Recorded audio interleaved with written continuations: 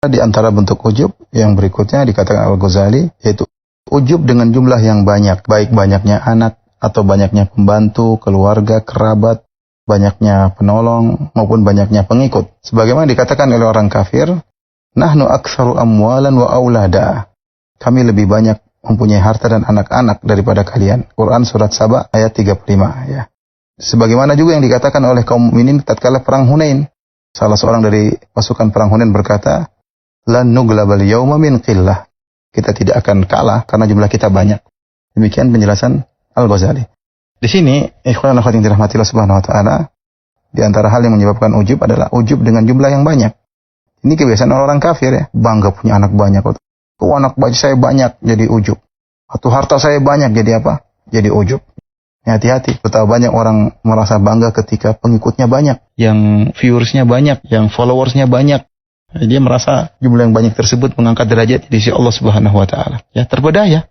Kalau datang lagi show yang hadir banyak, ya, bangga, dia ujub. Lihat pengikut saya banyak, bangga. Punya organisasi, jamaahnya banyak. Lihat kami organisasi jamaahnya banyak. Banyak itu emang mengangkat derajatmu. Ya, kalau banyak-banyakan orang Nasor lebih banyak daripada kaum muslimin. Oleh karenanya jangan terpedaya dengan jumlah yang banyak. Kalau kita memiliki pengikut yang banyak, kita bersyukur. Kita tahu bahwasanya kalau kita bisa memberi ilmu kepada mereka, pahala kita semakin banyak. Kalau kita bisa mengarahkan mereka, maka pahala kita semakin banyak. Tapi jangan seorang terpedaya dengan jumlah yang banyak. Kita lihat di zaman sekarang ada orang mungkin terpedaya dengan jumlah yang banyak. Tapi ketika dia dapat masalah, tidak ada yang menolongnya. Menolong cuma sekali dua kali, setelah itu semua orang meninggalkannya. Terus buat apa kita bangga dengan jumlah yang banyak? Sementara kalau kita meninggal, kita sendirian. Mana jumlah yang banyak itu? Mau ngapain dengan kita? Mau ikut dikubur dengan kita? Tidak.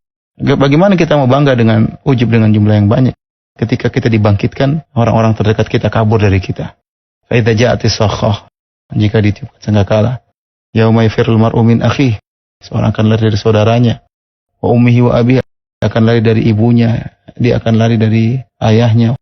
Wa sahibatihi wa banihi. Dia akan lari dari istrinya, dari anaknya. Percuma, mereka tidak bisa menolongnya. Mau bangga dengan jumlah yang banyak.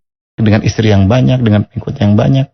Oleh karena seorang sadar akan hal ini bahwasanya jumlah yang banyak tidak menunjukkan dia apa-apa. Bukankah Nabi SAW bercerita tentang para nabi? Wan nabi wa laisa ma'ahu ahad. Wan nabi wa ma'ahu rajul wa rajulani. Ada nabi yang pengikutnya cuma satu orang.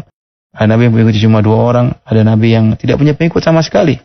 Nah, sebagian orang terpedaya, magrur ketika followersnya banyak, pengikutnya banyak, anggota ormasnya banyak, dia lupa diri. Mentang-mentang, sombong, angkuh, ngomong seenaknya, berbuat lalim kepada orang lain. Waliyadzubillah.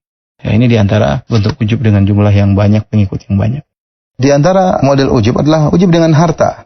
Al-Ghazali berkata, ujub dengan harta sebagaimana firman Allah tentang si pemilik dua kebun yang berkata, Ana aktsaru minka mala wa azzu nafara. Hartaku lebih banyak daripada hartamu dan pengikutku lebih kuat daripada pengikutmu.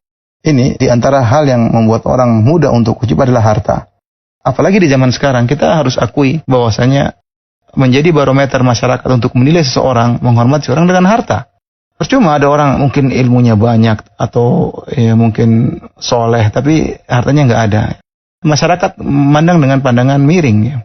Tapi coba seorang mungkin dia tukang maksiat, tapi kalau dia kaya raya, begitu jalan pengawalnya banyak, kalau dia main sepeda saja yang ngawalnya banyak. Kalau dia lari pagi yang awal banyak, kalau dia kemana-mana jalan dibuka, kaya raya, kalau pergi kemana-mana bawa pengawal, dan ini sangat mudah membuat orang ujub. Karena saya katakan tadi, dibantu dengan kondisi masyarakat, yang secara umum masyarakat menilai seorang dengan harta. Kalau melihat tahu orang itu kaya, pasti dihormati, itu sudah biasa. Nah, orang yang memiliki harta, dia terbawa dengan kondisi ini, begitu, akhirnya dia mudah sombong, mudah angkuh, mudah ujub. Maka seorang kalau diberi harta oleh Allah, dia ingat-ingat harta tersebut bukan dikasih begitu saja. Tidak ada pertanggungjawabannya. Tsumma latus'alunna yauma idzin 'anil na'im.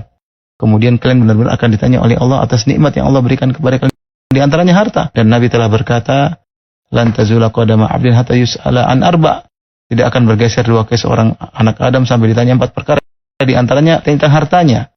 An malihi min aina iktasabahu wa fima anfaq. Dari mana dia dapatkan dan kemana dia habiskan. Ya, maka seorang diberi harta jangan sombong dengan hartanya, jangan ujub dengan hartanya sebagaimana Qarun ujub dengan hartanya. Kita dapati sebagian orang, kata orang istilahnya baru jadi orang kaya. pamer sana, pamer sini, baru jadi orang kaya. Orang sudah kaya, sudah lama kaya justru terkadang sudah tidak ujub lagi mungkin ya. Tapi intinya seorang waspada, baru punya barang baru, pamer sana pamer sini, ujub dengan barang tersebut, dan ini membuat dia terhina di hadapan Allah Subhanahu wa taala. Ingatlah, yang Allah nilai bukan barangmu, bukan emasmu, bukan kekayaanmu, yang Allah nilai adalah hatimu. Allah ta'ala bisawab.